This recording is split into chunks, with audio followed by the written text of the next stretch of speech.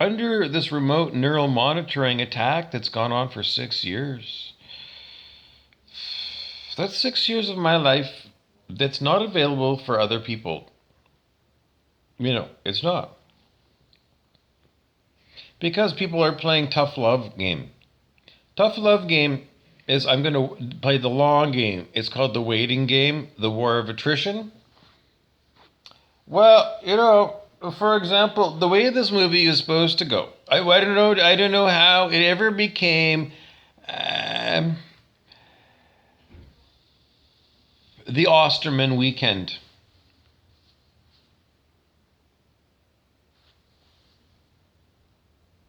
But I'm in bed, I get up and I'm attacked by remote neural monitoring. I gotta grab my bag while I'm in my own bed because I'm attacked in my own room and in my own body mind by remote neural monitoring. It's electronic harassment, voice to skull, synthetic telepathy, synthetic telekinesis of the body.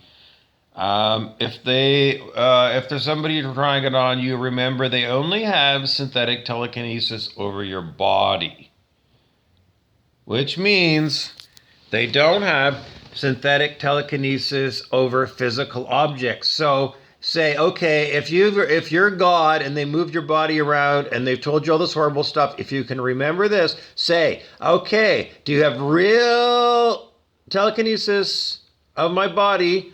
Then do you have telekinesis of that cup? And say, okay, Mr. Terrorist, now you move that cup with your synthetic telekinesis. And they can't. And that is a place you can remember if you want to check out to see if someone comes to you and said, God has been telling me all this and moves my body and all this horrible stuff, moves my eyes shut and did all kinds of horrible stuff. It is the power of God over my body. It must be God. You tell them that thing, because with this voice to skull, remote neural monitoring, this is one of the terrorists getting involved with me talking to you about this. Okay, so what else do you need to know this morning?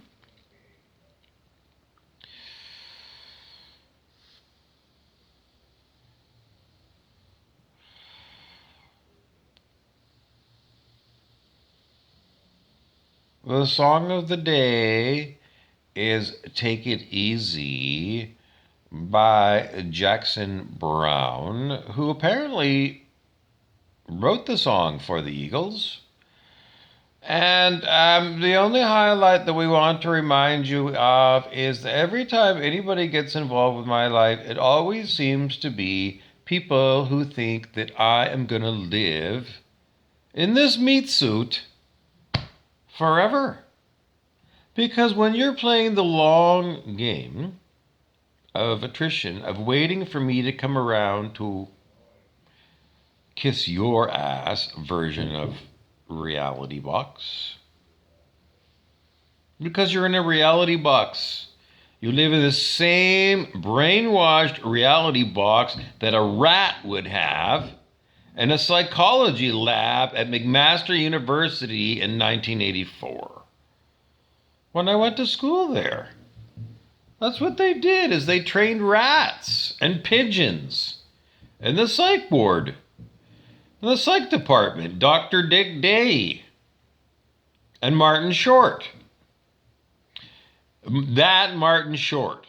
Who teaches psychology back in those days at McMaster University? Martin Short. Ed Grimley. Hello, Ed Grimley. Am I okay? Am I okay? Is my hair good? Have I got that curly hue in here? I don't know. Ed Brimley, remember him? Ed Brimley, I don't know, there's no light so you can see me twisting my hair. But I don't twist. Hello, sir, Ed Brimley, I don't know. Anyway, that Martin Short, the comic, yeah, comedian, yep, yeah, actor, yeah, everything, yeah, the TV show star, yeah, that Martin Short. Yeah, well, anyways, Martin Short is the, well, I don't know. I just told you who the professors are, Martin Short and Dick Day. Anyways, I took the course.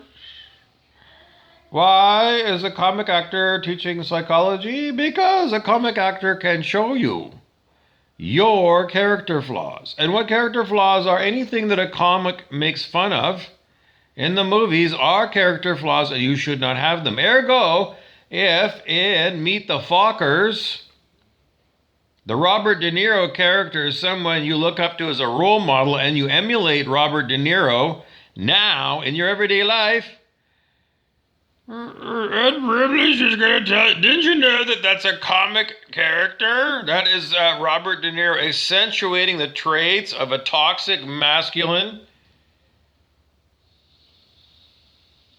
Yeah. Yeah, Bobby De Niro is telling you, yeah, I'm acting that way on the camera. Yeah, I am, so that you can see this is what happens when you take your behaviors to an extreme.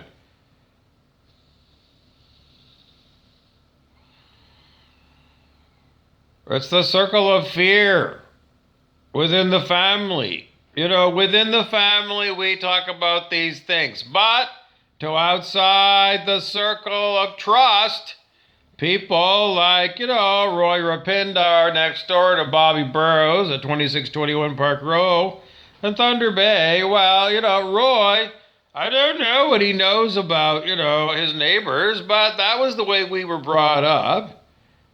It's like, don't raise your voice with the doors and windows open because then the neighbors will know that we're fighting.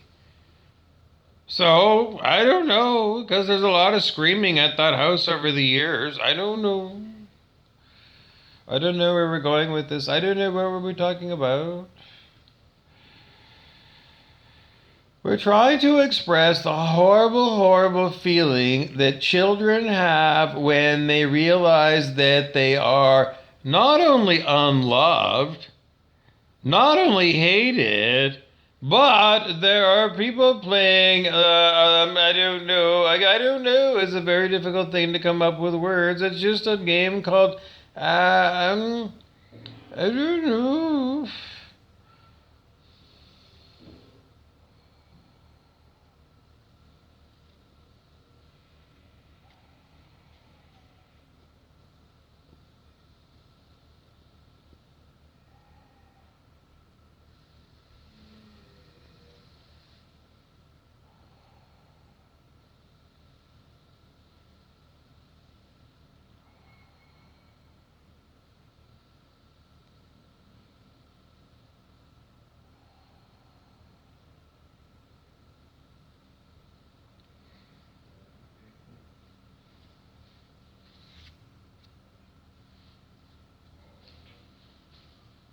A demonic attack coming through, remote neural monitoring attack.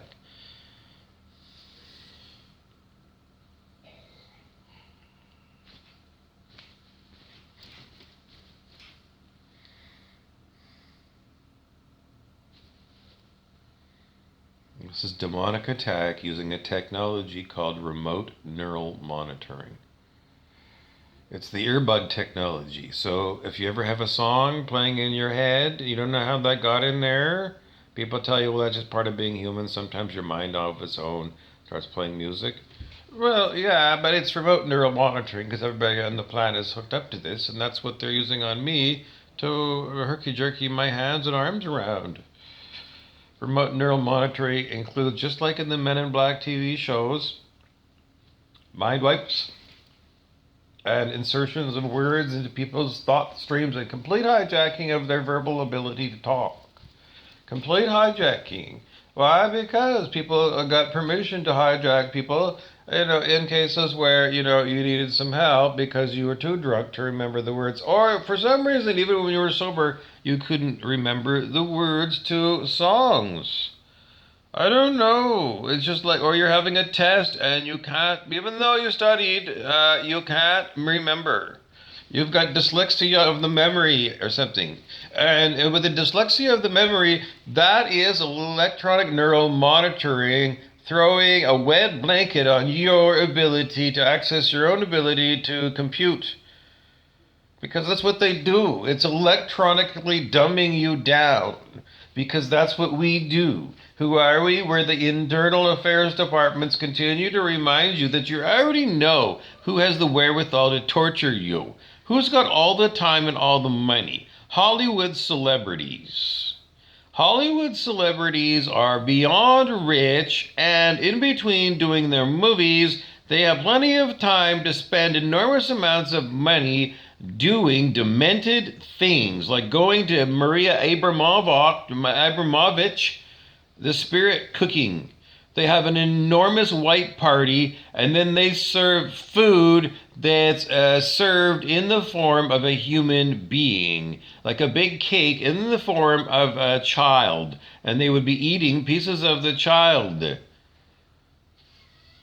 I don't know, because they're rich and they can afford to pay people off. And then they have the midnight Sabbat, the devil's Sabbat, where they get a real child from some third world place, a horrible, horrible place like Haiti. Somebody who has not documented by anybody on the planet. And I don't know, a 7-year-old girl from Haiti is smuggled in for the devil's Sabbat. The devil's Sabbat. Devil's cravat. The devil of that. I can't help you out. What did they do with the bones when they're in the body? I don't know. They show you in every Hollywood movie. They've always thunk it out. They always think about it, and then they thunk it all out. A million different ways to get rid of bodies. I don't know. Why do they continue to make so many murder mysteries as entertainment? Because those things are live. That's actually going on. Because that's what they're doing. They're filming what they're doing at the same time. All of those things, like, Clint Eastwood's Sudden Impact. Well, what's going on? I don't know. There are people that are being picked up as part of the movie because the movie's got enormous trailers. And they come to your neighborhood, and then if something disappears, like your cat, the carnival comes to town, and all of a sudden all your silver is missing. I don't know. Amateur detectives are going to go and put two and two together and said, when those people are in town, somebody disappeared, the cat disappeared, there was, I don't know, a lot of thefts, and then when left town, I don't know, all the hijinks stopped. Well, they're going to continue to use propaganda and say there's nothing going on here. No, I mean, seriously, they're going to be the ones that are going to be walking down Main Street naked. Not wearing masks, while the rest of you are wearing full hospital gowns and masks. And you've had your 35th jab. And they're going to go walking down Main Street. Your town. A caravan's going to come in of Hollywood celebrities. They're going to come to town with their trailers, and they're going to get out of the trailers, and they're going to be, other than wearing toe socks,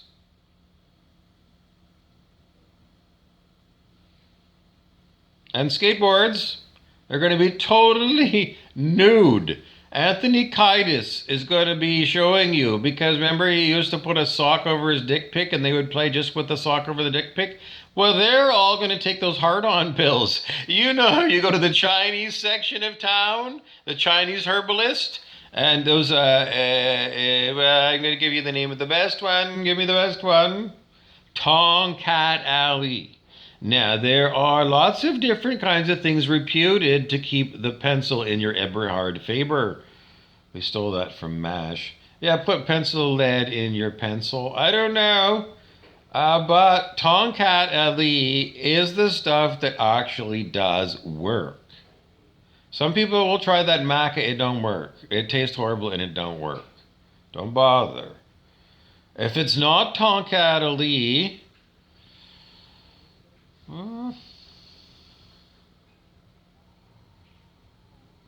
don't write it off completely. What about Cialis? I don't know. Why do you want to go and use those things that you know are sugar pills with horrible tasting?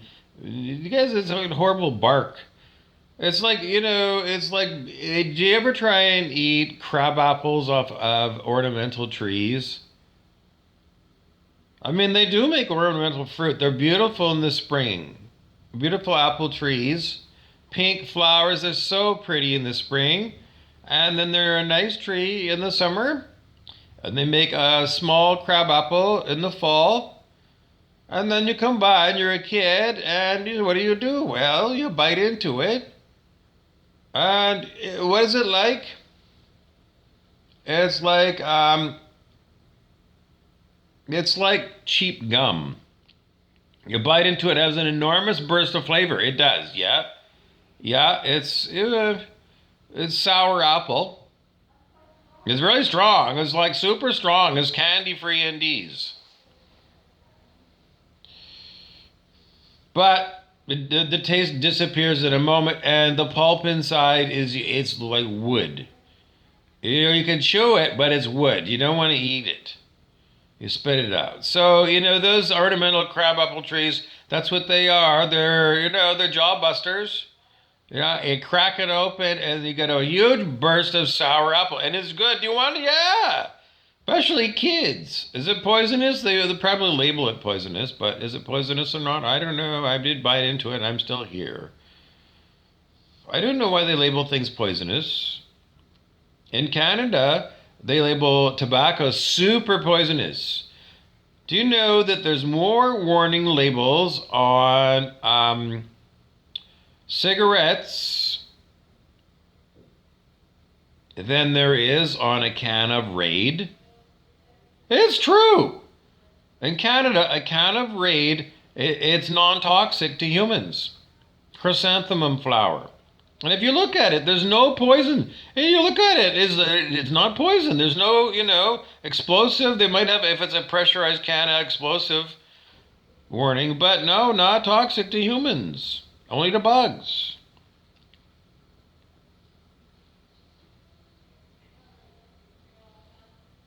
Don't look at me as if I got more words. You think it's hard for me? This is channeled in. Everything is channeled in for me because I've been hijacked, completely hijacked. Sometimes the people that channel through me will tell you, as an aside, of what's going on with me. I'm under remote neural monitoring, human capture, and no one is giving me a paycheck while I'm being someone else's entertainment, while I make these stupid videos for the terrorists who terrorize me, because that's what they do. I don't know, they make it impossible for me to work or do anything, as it all day long, electronically assaulted. I can't work. I don't know. Day after day goes by. No one wants to look after me. Right? Because you're all evil.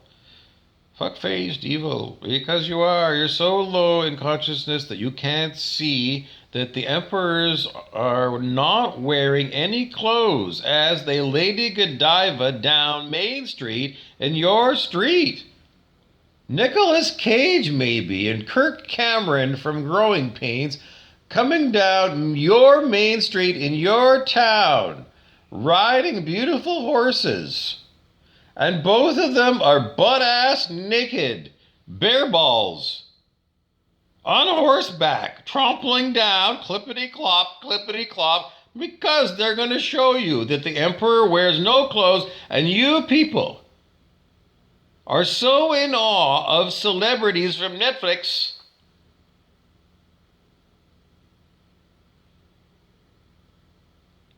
The emperors can walk around naked in your town, and you're like, I'm not even going to say, I noticed that you're naked. If your neighbor came out of their house and they walked around in their front yard, butt-ass naked, bare balls, you'd be calling the cops 911, wouldn't you? No, Hollywood celebrities are treated differently than everybody else. If they did do a nude photo shoot on your main street, the cops are maybe going to come for crowd control.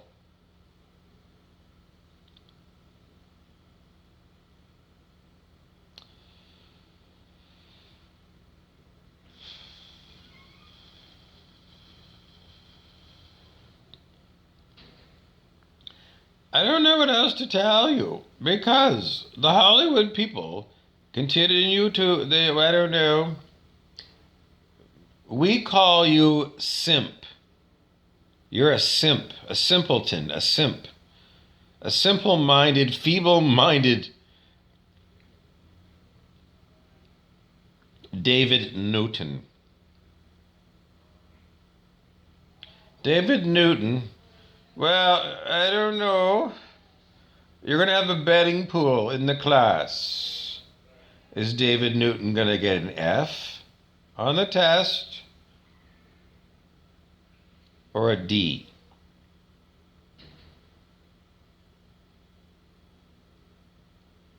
It's just the way that people in Hollywood, they give you sophisticated dramas, The Good Wife, and I don't know, all these kind of things, long story arcs.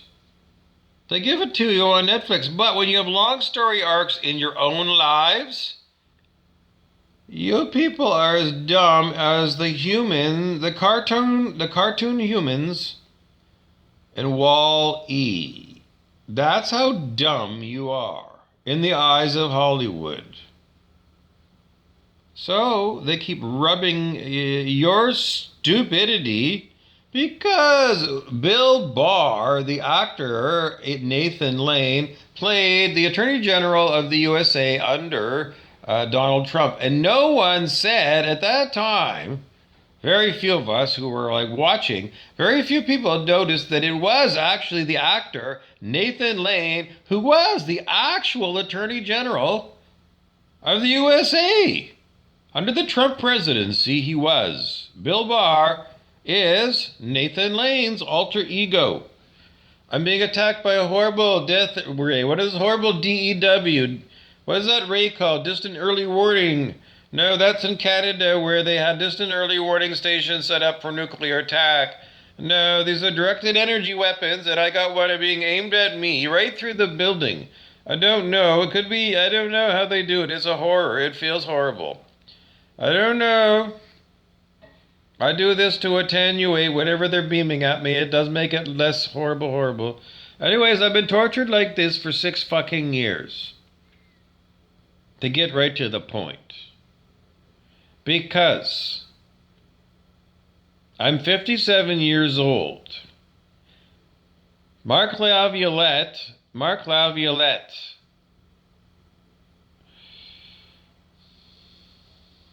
he lived in my neighborhood growing up.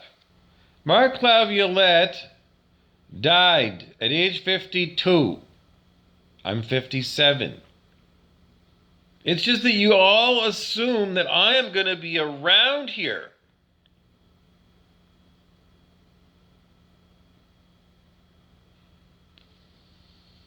Why do you assume that I'm going to live another day when they've got this electronic machine on me that gives me synthetic Parkinson's? Why do you assume? Because assume, if you break it up, it means you make an ass out of you and me. An ass is stupid. A stupid ass. It's a donkey. Why do we think donkeys are dumb? I don't know. Why do we think humans are smart? They're not. Humans are donkeys and donkeys are humans. I don't know. I haven't met a donkey. I don't know anything about donkeys. Anyways, it's a horrendous attack. Again, all day on me. Why do you think that they try to do this? Is to give you oh, look, Bob's Illuminati now. Oh, I covered up one of my eyes, so I'm Illuminati. Because this is what those fucking Illuminati stupid people in Hollywood are all about. They torture you with DEW, directed energy weapon, aimed right here. And the only thing I can do is put it there or suffer horrible, beamed at me. So that's what they do, is they force you to put your hand there. So that they can say, oh, you're Illuminati or something. It's not. As you can see, it's no. It's not. It's on the whole face. It's a horrible thing. So that's what it is. So someone commentates on that Stephen Corbett, late night TV or something, that fuckface that is involved with Epstein's Island and eating out children. Yeah, I can't help you out. I don't know. I can't help you out. That's a disgusting fucking people. All those fucking people on TV are disgusting. I can't help you out. Maybe they're not. I don't know. I did a video before on Tom Hanks, and why did we throw Tom Hanks? I didn't throw Tom Hanks under the bus. People were. They were saying that he was one of these people, that child molesters or something. How am I going to be able to tell you anything other than somebody who's got all kinds of money and all kinds of time, like Hollywood movie stars, are torturing me? Yes or no? Who's got the money to torture me by remote control? All day long. Who doesn't work for a living? Or who could pay Kato Kalin, O.J. Simpson's guy, to be the pool boy? We saw that over and over and again. Hollywood have an entourage. So who's got the money to have an entourage and have part of the entourage torturing people? I don't know, whatever it is that they've got a quirk for, because they're Hollywoods. They're always going through scripts, and then they come across the script about how to become a Hollywood. I'm going to get you back. You watch me on this big screen. I'm going to watch you with remote neuromonitoring because I can afford to buy it and have a bunch of people do it. Because I'm rich, because I'm Hollywood's A-lister. Who's the A-lister? Tom Cruise? I don't know. Is a Scientologist? I don't know. These stupid people. Why couldn't it be, I don't know, Damien Thorne? Damien Thorne was a rich industrialist. He was born into a filthy rich family. And they made 3 movies about him. The Omen. Why couldn't it be somebody like that? Lex Luthor, Luxthor Corp. Bill Gates. Because these people are probably not even real. Because I don't know. I'm so sick of repeating the same fucking story again and again and again and again and again and again and again and again and again and again and again and again and again and again and again. Anyways, as you can see, this is a half an hour of me again being terrorized on camera to show you again and again that this is no joke. And if you are with the Thunder Bay fucking police, I already reported to you multiple times that I'm under the electronic attack as terrorism. I can't help you out. No one can help you out. No one will answer the phone to help you out. So I'm just going to mark you all down as being...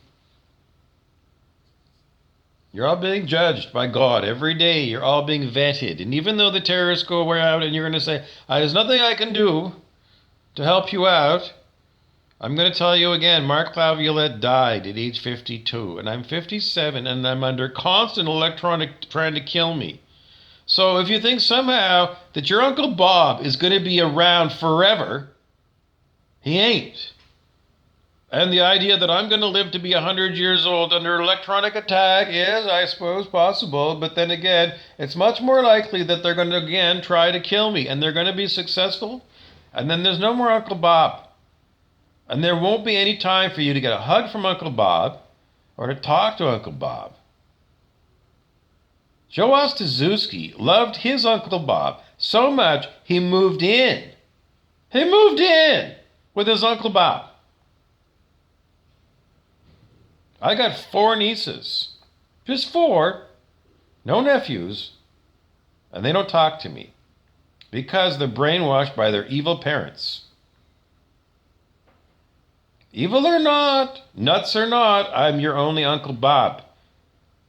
And I'm not going to live very much longer under this harassment that's directly related to Scott Dougal, director of Google International. Because this is a high-tech shit thing that's aimed at me. And he's super high up. He's the top of the pyramid in big tech. He's a connected person. And if there's anybody that would know, the number 1 suspect on planet Earth, I don't know. You tell me. If Lex Luthor is somebody on your Rolodex, somebody that you've known since you were a teenager, and you're being attacked and you don't know why, and they won't say, wouldn't you automatically assume? If you were growing up and you had a Voldemort in your grade 7 class, and then all of a sudden horrible, horrible things were happening to you, I don't know, in grade 7, and they never stopped, wouldn't you assume that Voldemort from your grade 7 class is the person responsible? People's psyches are formed earlier on in their life, and whatever it is that's making people, giving